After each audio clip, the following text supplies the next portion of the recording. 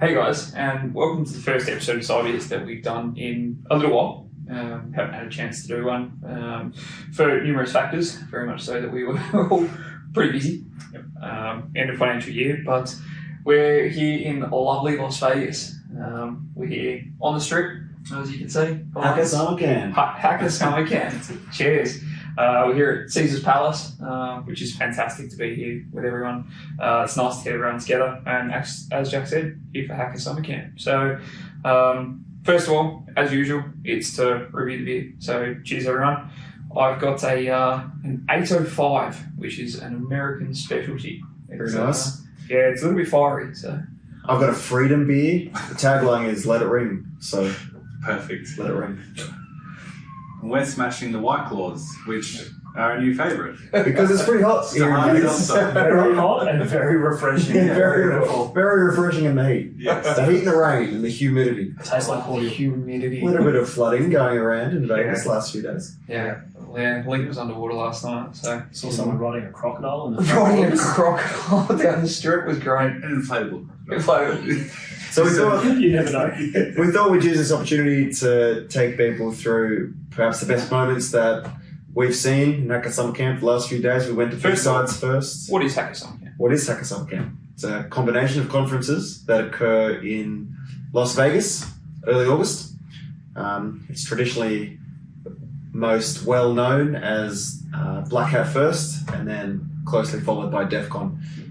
Also becoming more and more popular these days is B-Sides, which occurs before Black Hat as well. So we went to B-Sides, and then a few of us went to Black Hat, and then we're all in the process of going to DEF CON right now. Yeah. So it'd be really good to run through some of the biggest takeaways that we've had over the last few days, some of the things that have been presented, some things we'll learn, and things we'll take back to Australia.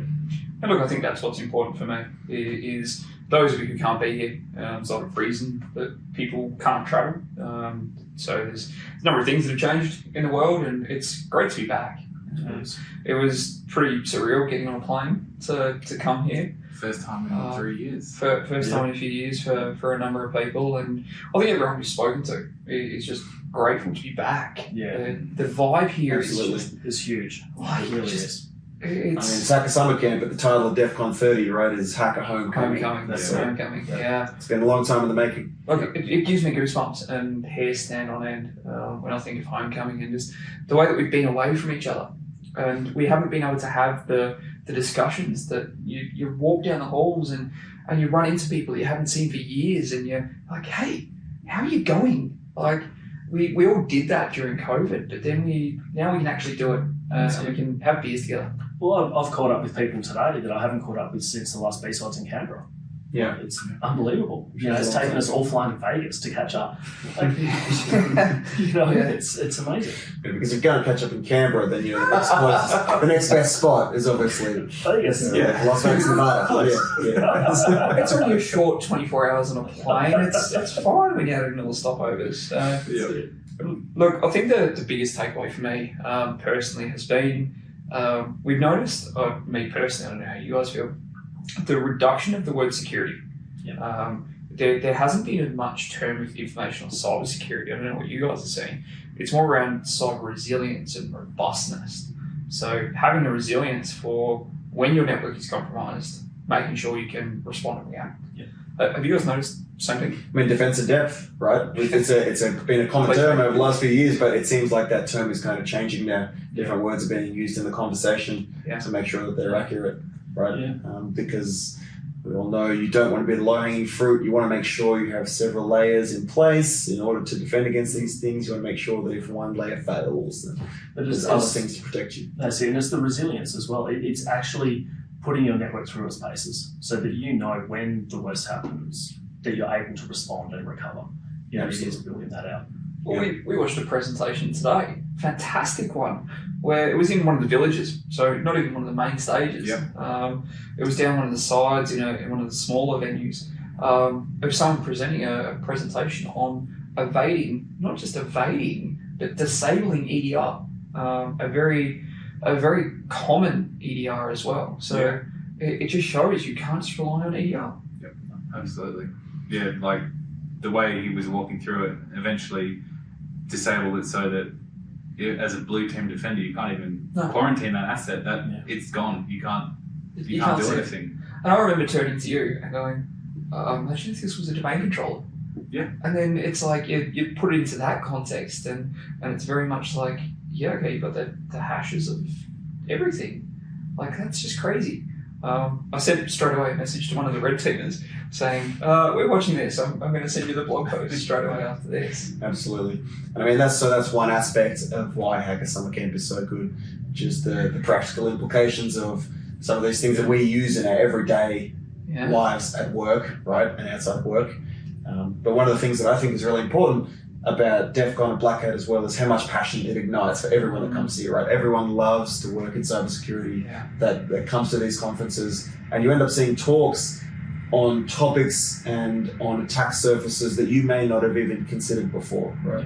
Some of the best talks that I saw were one of them for someone attacking Starlink, for example. That was cool. That was cool. Elon Musk's, Yeah. satellite network for providing internet connectivity, and the system was so hardened, and yet he still found ways to bypass many of the protections that were in place. And turned down the YubiKey that would have let him then take it further. That's right. He went, I'm going to do it myself. He had an option to make it easier. He had the option. He decided he was too far down the rabbit hole and he wanted to keep going. Yeah. So respect, And that's the kind of passion where people are doing it, not because they want to find, the easy way out, but because they really want to find the implications of these things. And the bottom line of that is once you really do understand it and find those implications, it gives you the best opportunity to put the best preventions in place, right? And there's huge implications for that for things like Starlink, right?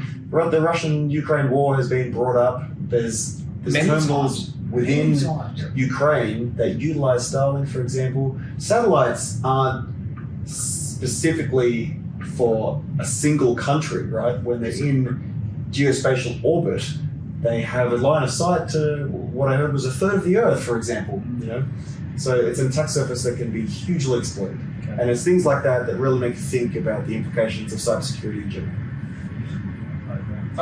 That was a fantastic presentation that I went to from one of the secretaries of cybersecurity, and he was talking about more moving away from the offensive side of cybersecurity and looking at that and moving to the defensive side, which you're both in, right? That's your area, and it's really interesting when you've got Jack, who formerly primarily on the offensive side, and then you guys on the defensive. Now Jack moving to that defensive side. What are you guys seeing from more of that defense while you're here? Look, it's really interesting. The pace of exploitation is amazing. Like Jack, the vulnerability we saw earlier on. I can't remember the name. You guys saw the presentation. I did. That's right, yeah. Now what Brad refers to was James Kirtle's presentation on a new attack surface within web applications in the HTTP1 and HTTP2 layers. And that this was presented at Black Hat a few days ago and only at DEF CON today, and he released the associated tooling. And not 5 hours ago, I've seen tweets from people who said they've already submitted bug bounty submissions for the same attack utilizing these tools. It's such a quick turnaround from the presentation of this vulnerability in attack surface to actual exploitation.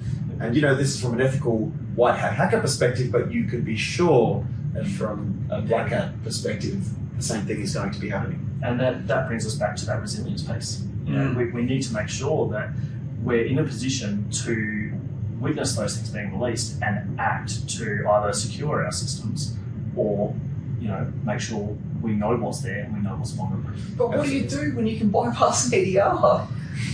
You have to have layers. Layers. And Like an onion. defensive depth. That's right. Because an EDR is mainly pointed around prevention, right? Yeah. And when prevention fails, you need detection as well. It's Top of your sys controls. That's right. Inventory your assets. Know what's on your network. EDR is down at like 9 or 10 from memory on the sys controls. And I think that's what I noticed. It's always interesting to walk around the vendor halls of the conferences, and DEF CON doesn't have that vendor hall, but Black Hat does, which Jack and I are very fortunate to go to Black Hat. And there's always a theme. There is always a common theme. I don't know if you noticed what it was this year. It was AI and machine learning a few years ago, and then it moved into zero trust. I saw one booth on zero trust, And that's because it is still just a working theory. There is no implementation of it yet. Don't ask us to explain it. I Don't ask anyone to explain I it. still can't explain Zero Trust. But the one thing that I noticed, there was about 4 or 5 booths on attack surface management. Yeah. That's now the big thing of understanding your external attack surface management. What's out there? Like, what have I actually got that someone could attack? But that's the bottom line. Yeah. I mean, if it's not exposed, then You can't attack it. It lowers your risk, unless you've got a malicious insider, it lowers your risk. And let's be honest, most of your attacks are coming externally. It is knowing then what do you have exposed, what is on your internal network that is exposed to the external world, and that is what is your major risk. So I saw a presentation earlier today by the researchers at Faraday, which was targeted against routers which were externally exposed to the internet, but it was a layer 7 attack, which meant that from this perspective, there didn't need to be a port exposed in order for them to attack, right? They utilized the SIP protocol and could define the IP address and the port within the layer 7 protocol in order to exploit these vulnerabilities remotely on routers that were quite popular. Yeah. DEFCON. Look, it's unexplainable, the things that you see here, right? You sit there in a presentation, you look and you're like, that's cool. And then they go a little bit deeper and you're like, that's cool. And they go a little bit deeper and you go, that's scary. Nope. And you leave. And you as an incident responder, how do you even look at these things and go, how do I respond to that? Yeah, well, I guess it all comes down to telemetry. And that's like some of the talks and things that we've been to and the presentations, it's all about walking through an incident and what steps were taken to identify what happened. And without mechanisms in place to actually capture those logs, you can't detect on it, you can't alert on it. Can't respond you to can't, what and then once worst case scenario is there is an incident and a forensic investigation needs to be done, you're very limited in what you're able to do if you don't have that telemetry there in the first place. Yeah. And comes back, you can't protect what you can't say. And again, it loops back to that inventory and the resilience. Yeah. And Attack surface management. asset management, attack surface management, and collection of logs from all the sources that you have within your network. How are we even talking about attack surface management yet when we can't even do internal asset management? But that is the thing that blows my mind is, we need to work out what's out there, but what's in my network first? And I think that's a big takeaway that I took from the Black Hat Business Hall. I'm not sure how you were from the vendors. I walked around, I'm in security. I've been doing this for 16 years. I knew what I wanted to look at. I'd still walk up to booths and be confused. I walked around the vendor hall just going, I spent 3 days in there. I spent 3 days walking around going, I still don't know what half these products do. We watched 2 guys box in a boxing ring. Legitimately, just to get people across the booth. Someone gave away a motorcycle. A company had a replica F1 car. There was about 10 coffee machines. People were giving away beers. It's like they're doing that to bring you to the booth, and then you sit there and look at the product and you go, I still don't understand what you do. Certainly suffering from a fatigue for the amount of products that are on the market that are meant to fulfill a specific purpose, but it's so hard for someone to understand the quality that each of these provide and the specific functions they provide too, and how they're going to protect you. Yeah, look, I mean, Rich and I, we were fortunate enough to get in there for a little bit, but same thing. Like even from an operational point of view, we were looking at a lot of the booths, and we'd walk up and we'd just go, what do you actually do? What are you going to deliver us as a vendor? What can you do for us? How many buzzwords? If I had these guys, I wouldn't have been able to walk out there. I would have been. Yeah. But it comes back to your telemetry discussion. Yeah. It's actually a pretty simple thing at the end of the day.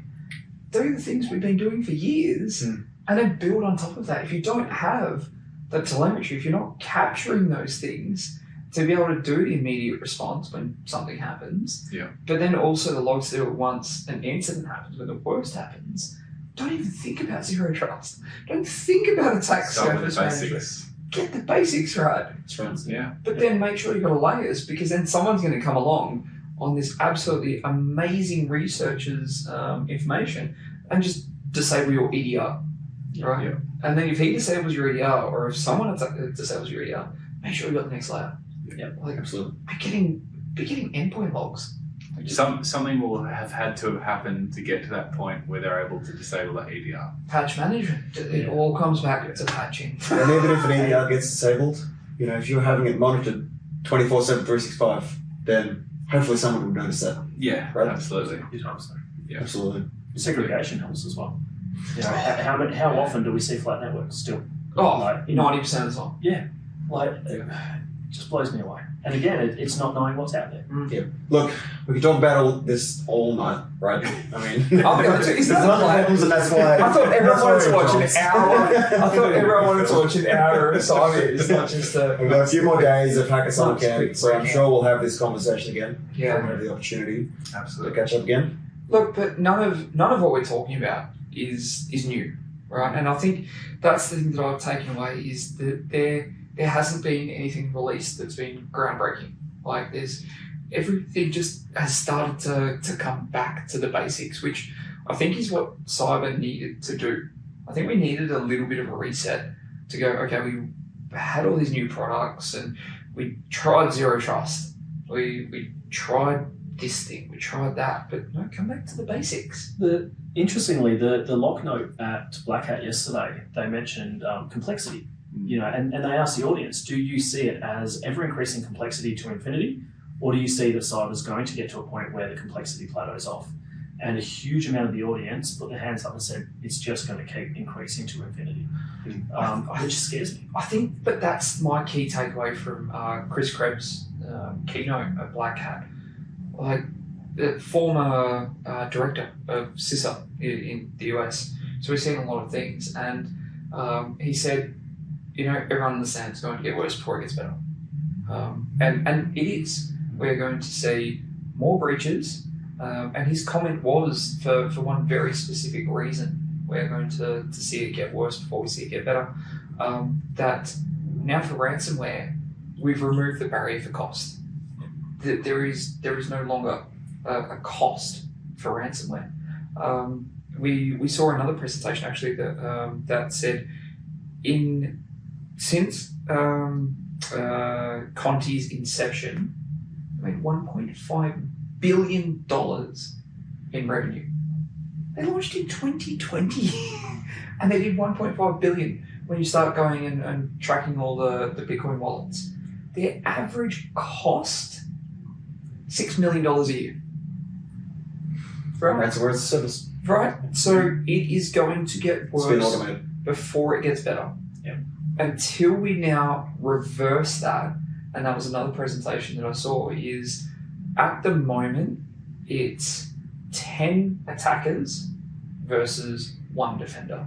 Until we flip that, and we all start get to share information, we're all allowed to share information because there's so many regulations that say we can't share information.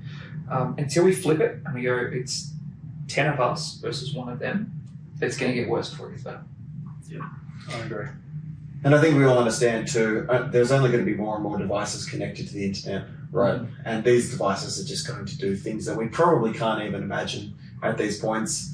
Things that have traditionally never had a network connection, over protocols that we've never heard of before, doing things that we probably can't even conceive. And so the complexity on that front is probably going to increase. And so as Nick says, it's probably going to get worse before it gets better. I mean, and your aging infrastructure, the elevator we just saw. You've got all this sort of thing connected to the internet. We'll post a picture. It was a BIOS in the elevator. It was just absolutely insane. But unless we're defending things like even hotels and hospitals, and there's what fascinates me, there's a whole track here dedicated to compromising vehicles. Yep. Like, that's the next thing in the future. Okay, if I can get into your car, then I can take your personal data. If I can take your personal data, I can then compromise your identity, and we all know what happens from there. Then even at B-Sides, there was a medical equipment hacking village as well. Yeah. And they're right into it there. There's biohacking here where they're looking at medical infrastructure as well. I was particularly interested in the aerospace village at DEFCON today, and saw several talks on a similar topic. One was about jamming frequencies for satellites right, in low Earth orbit, and it's surprisingly easy because the physics behind this technology mean that fundamentally there is no way that you can really protect against this. At some point, when you send out radio waves, that signal is going to get weak, and there can be someone in a physically more a better position that they will have the advantage when it comes to jamming that signal and potentially even taking it over and broadcasting their own signal. Right? Yeah, that's pretty scary. All right, so Implications, angels. look, in short, we have taken, all of us, like different viewpoints of B-sides so far, of Black Hat, of a day of DEF CON. Hacker Summer Camp has been absolutely fantastic. I'm stoked to be here. Yep. But Brad, in summary, well, what is the one thing for you that you've taken away so far of the how long have we been here? Look, from my point of view, purely from a stock manager and defensive point of view, it's that defense in depth to build resilience, and we need to know what's out there. Like, without knowing what's out there, as a defender, we can't protect it. We can't monitor it. So moving away from the term security into resilience and robustness. Yeah. And I think I saw two keynotes that both mentioned resilience and robustness. Yeah, and it's not just in your technology stack, it's in your procedures and your policy. It is knowing that I have an IR policy that if the worst happens, I know what's going to happen. Yeah, be ready. War game it, practice it, and have your board ready, have your execs ready that may not be exposed to IT and security. But you need to know who you're going to go to at legal. You need to know who you're going to go to. How often we said it's not a matter of if but when. Exactly. Rich, Hacker Summer Camp so far, we're halfway through. Yeah, so like my goal and takeaways are to see how we're tracking against organisations from across the world, because obviously Hacker Summer Camp's got people coming from everywhere. Want to know how they're doing things. Are there areas that we can improve on? Are there new tools that are coming out that can speed up an incident response process? So that's what I'm going to take away. How are we doing? Pretty good. Yeah. Yeah. If we compare ourselves to the US, I have watched some of these presentations and I've gone, hang on, because I'm a policy guy. Yeah. So I got all the policy ones that you guys are doing all the fun techie things and finding the new exploit. I go to the policy ones and I'm looking going, we've been doing that for 5 years as Australia. We've got the ACSC, right? Shout out to the ACSC, you guys are phenomenal. Really a lot of respect, whereas the US is just starting to get CISA, like really to be the key agency. Yeah. No, it's good to see presentations that are going through investigations that are very similar to what we've done, and they're finding the same things that we've been finding as well, which is great. Yeah. It's good to see that information can be shared for the wider community too. Absolutely. Oh, it's so good to start seeing more information sharing. I think that's what we need to do. More sharing of cyber threat intelligence. We need to break down those barriers. Yeah. And we need to stop monetizing cyber threat intelligence. Yeah. Because until cyber threat intelligence is no longer monetized, the ransomware gains are on top. It's that simple. Yeah, you're 100% right. So Nick, your key takeaway? I'm confused.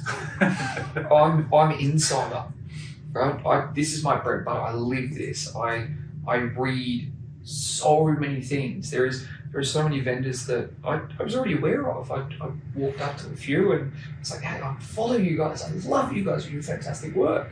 Others I've never seen, and I'm walking around going, I still don't know. If I was a CISO or even worse, an IT manager that had come out here and gone to Black Hat and I walked out to that business hall, overwhelming. It is just, everyone is yelling at you saying, you need my thing. Yeah. And I think it's coming back to, and I still resonate back to the B-Sides keynote of how he structured that out, MITRE ATT&CK framework, looking at it in a risk-based model and going, I don't need that thing. I might need that thing once I've documented it. But then if you decide you need the thing, going finding the thing is just impossible. So perhaps reduction in complexity and simplification is key. We've been saying that for years, and it has to happen. As we said, it's going to get worse before it gets better. But how do we get better at making it better? Indeed. Less bits and bytes and widgets, man. Absolutely. So look, my key takeaway, I'm a hacker at heart, so I just had a great time seeing everyone welcome here. to the dark side. I had a great time seeing everyone here, and we'll continue to see everyone here. Just being really passionate about what they do, because although complexity is increasing and perhaps the job that we have is getting harder, it's good to see that we have so many qualified professionals and people who really love what they do and people who are really good at what they do, being on the good side, right? Being able to help and develop things and develop techniques and disclose techniques responsibly so that we can continue to improve security across the board. Have you seen more blue teamers here than previously? More defenders and more blue teamers? I have. Yeah, well, that's good. I mean, I think I've spent much of my time with red teamers, so perhaps my opinion is biased, but if you have seen more blue teamers, then that's great. Talking to some people today, the blue team village is twice the size of the red team village. There you go. Over the last 5 years, I'm sure it's grown. Yeah, and they say it's the most blue teams they've seen in that room at the opening ceremony. Yeah. So, pretty impressive. And I being a blue teamer, being here, I was worried I was going to feel out of the loop and, surrounded by hackers. But I feel that there is a community here, and it's awesome to see. That's great. It's a bloody good end, mate. So, on that, cheers. Cheers. We've got another couple of these to do while we're here. So, thank you if you lasted with us for the last little bit of time. Keep watching. There will be more to come. Cheers, thanks. Cheers. Cheers.